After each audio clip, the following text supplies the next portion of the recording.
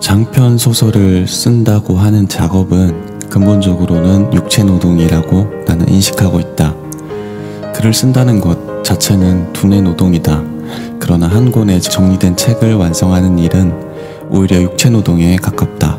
물론 책을 쓰기 위해서 뭔가 무거운 것을 들어 올리거나 빨리 달리거나 높이 뛰거나 할 필요는 없다. 그래서 세상에 많은 사람들은 겉모습만 보고 작가의 작업을 조용한 지적 서재 노동으로 간주하는 것 같다.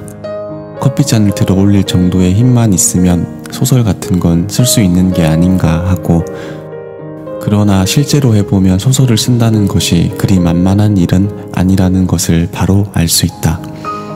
책상 앞에 앉아 신경을 레이저 광선처럼 한 곳에 집중하고 무해지평에서 상상력을 발휘해 이야기를 만들어내고 적합한 단어를 일일이 선택해서 전체의 흐름을 있어야 할 위치에 계속 유지시키는 그러한 작업은 일반적으로 생각하는 것보다 훨씬 많은 에너지를 장기간 동안 필요로 한다. 실제로 몸을 움직이고 있지는 않지만 뼈를 깎는 듯한 노동이 몸 안에서 역동적으로 전개되고 있는 것이다. 물론 사물을 생각하는 것은 머리이다. 그러나 소설가는 이야기라고 하는 의상을 몸에 감싼 채 온몸으로 사고하고, 그 작업은 작가에 대해서 육체 능력을 남김없이 쓸 것을 요구하고 있다. 재능이 풍부한 작가들은 이와 같은 작업을 거의 무의식적으로 어떤 경우에는 자각 없이 수행할 수 있다. 특히 젊은 시절에는 어느 수준을 넘는 재능만 있다면 소설을 계속 써나가는 일이 그다지 어려운 작업은 아니다. 여러 가지 난관을 쉽게 극복할 수 있다. 젊다는 것은 온몸에 자연스러운 활력이 충만해 있다는 것을 의미한다. 집중력이나 지속력도 필요하다면 저절로 생긴다. 이쪽에서 굳이 애써 찾을 것은 거의 아무것도 없다. 젊고 재능이 있다는 것은 등에 날개가 돋친 것과 같은 것이다. 그러나 그러한 자유로움과 활달함도 많은 경우 젊음을 잃어감에 따라 차츰 그 자연스러운 기운과 선명성을 잃어간다. 이전에는 가볍게 할 수 있었던 일이 어떤 연령대를 지나면 그만큼 간단하게 할 수 없게 된다. 강석구 투수의 구속이 점점 떨어져 가는 것과 똑같은 것이다. 물론 사람이 성숙해감에 따라서 자연스럽게 재능의 감퇴를 커버할 수도 있다. 강석구 투수가 어느 시점부터 변화구를 위주로 한 두뇌 피칭으로 전환해 가듯이. 그러나 그러한 것에도 물론 한계가 있다. 거기에는 상실감의 안개와 같은 그늘도 어른거리게 된다. 한편 재능이 별로 풍부하지 않다고 할까 평범한 작가들은 젊었을 때부터 자기 스스로 어떻게든 근력을 쌓아가지 않으면 안 된다. 그들은 훈련에 의해서 집중력을 기르고 지속력을 증진시켜 간다. 그래서 그와 같은 자질을 재능의 대용품으로 사용하지 않을 수 없다. 그러나 그렇게 해서 어떻게든 견뎌나가는 사이에 자신 속에 감춰져 있던 진짜 재능과 만나기도 한다. 삽을 써서 비짓땀을 흘리며 열심히 발밑의 구멍을 파 나가다가 아주 깊숙한 곳에 잠들어 있는 비밀의 수맥과 마주치는 그런 경우다. 이런 경우 정말 행운이라고 부를 만하다. 그러나 그 같은 행운이 가능하게 된 것도 그 근원을 따지면 깊은 구멍을 파 나갈 수 있을 만큼 확실한 근력을 훈련에 의해서 몸에 익혀왔기 때문인 것이다. 만년의 재능을 꽃피운 작가들은 많든 적든 그러한 과정을 거쳐온 것이 아닐까. 만년의 재능을 꽃피운 작가들은 많든 적든 그러한 과정을 거쳐온 것이 아닐까. 물론 처음부터 마지막까지 재능이 고갈되지 않고 작품의 질도 떨어지지 않는 진정한 재능의 혜택을 받은 사람들도 이 세상에 존재한다. 마음껏 사용해도 마르지 않는 수맥, 그것은 문학에 있어서 참으로 축하할 일이다. 만약 이와 같은 거장들의 존재가 없었다면 문학의 역사는 지금처럼 당당한 위용을 자랑하지 못했을 것이다. 구체적으로 이름을 든다면 셰익스피어, 발자크, 디킨스.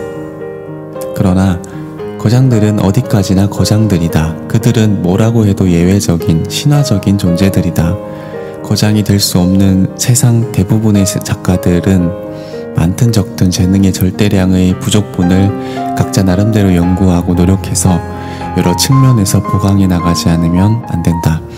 그렇게 하지 않으면 조금이라도 가치 있는 소설을 오랜 기간에 걸쳐 계속 써나간다는 것이 불가능해져 버린다. 그래서 어떤 방법으로 어떤 방향으로 자신을 보강해 가느냐 하는 것이 각자 작가의 개성이 되고 특징이 된다. 나 자신에 관해 말한다면 나는 소설 쓰기에 많은 것을 매일 아침 길 위를 달리면서 배워왔다. 자연스럽게 육체적으로 그리고 실무적으로 얼마만큼 어디까지 나 자신을 엄격하게 몰아붙이면 좋은 것인가, 얼마만큼의 휴양이 정당하고 어디서부터가 지나친 휴식이 되는가, 어디까지가 타당한 일관성이고 어디부터가 편협함이 되는가, 얼마만큼 외부의 풍경을 의식하지 않으면 안 되고 얼마만큼 내부에 깊이 집중하면 좋은가, 얼마만큼 자신이 능력을 확신하고 얼마만큼 자신의 능력을 의심하면 좋은가. 만약 내가 소설가가 되었을 때 작정하고 장거리를 달리기 시작하지 않았다면 내가 쓰고 있는 작품은 전에 내가 쓴 작품과는 적지 않게 다른 작품이 되어 있지 않을까 하는 느낌도 든다. 구체적으로 어떤 차이가 있는지 거기까지는 알 수 없다. 그렇지만 무엇인가가 크게 달라졌을 거라는 생각은 확실히 든다. 아무튼 여기까지 쉬지 않고 계속 달려온 것은 잘한 일이라고 생각한다. 왜냐하면 나는 내가 지금 쓰고 있는 소설을 나 스스로도 좋아하기 때문이다. 이 다음 나 자신의 내부에서 나올 소설이 어떤 것이 될지 기다리는 그것이 낙이기 때문이다. 한 사람의 불완전한 인간으로서 한계를 끌어안는 한 사람의 작가로서 무슨 투성이의 불분명한 인생의 길을 더듬어 가면서 그래도 아직 그러한 마음을 품는 것이 가능하다는 것은 역시 하나의 성취라고 부를 수 있지 않을까. 다소 과장되게 들릴지도 모르지만 기적이라고 해도 좋을 것 같은 느낌마저 든다. 그리고 만약 매일 달리는 것이 그 같은 성취를 조금이라도 보조해 주었다고 한다면 나는 달리는 것에 대해 깊이 감사하지 않으면 안 될 것이다. 세상에는 때때로 매일 달리고 있는 사람을 보고 그렇게까지 해서 오래 살고 싶을까 하고 비웃듯이 말하는 사람이 있다. 하지만 내 생각이지만 오래 살고 싶어서 달리는 사람은 실제로는 그렇게 많지 않을 것이다. 오히려 설령 오래 살지 않아도 좋으니 적어도 살아있는 동안은 온전한 인생을 보내고 싶다라는 생각으로 달리고 있는 사람이 수적으로 훨씬 많지 않을까 하는 느낌이 든다. 같은 10년이라고 해도 멍하게 사는 10년보다는 확실한 목적을 지니고 생동감 있게 사는 10년 쪽이 당연한 일이지만 훨씬 바람직하고 달리는 것은 확실히 그러한 목적을 도와줄 것이라고 나는 생각하고 있다. 주어진 개개인의 한계 속에서 조금이라도 효과적으로 자기를 연소시켜 가는 일, 그것이 달리기의 본질이며 그것은 또 사는 것의 메타포이기도 한 것이다. 이와 같은 의견에는 아마도 많은 러너가 찬성해 줄 것으로 믿는다.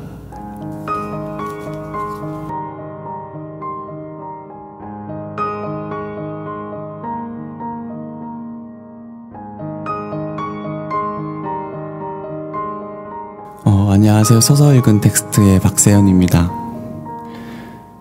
이번에 여행을 다녀오면서 오랜만에 찾아뵙습니다. 오늘 읽어드린 텍스트는 무라카미 하루키의 달리기를 말할 때 내가 하고 싶은 이야기라는 텍스트였습니다. 이 책은 제가 여행지에서 읽었던 책이고요. 하루키라는 작가가 달리기를 축으로 문학과 삶을 대하는 태도를 말하는 책입니다. 여러분 어떻게 읽었는지 혹은 들었는지 궁금합니다. 그럼 또 뵙겠습니다. 감사합니다.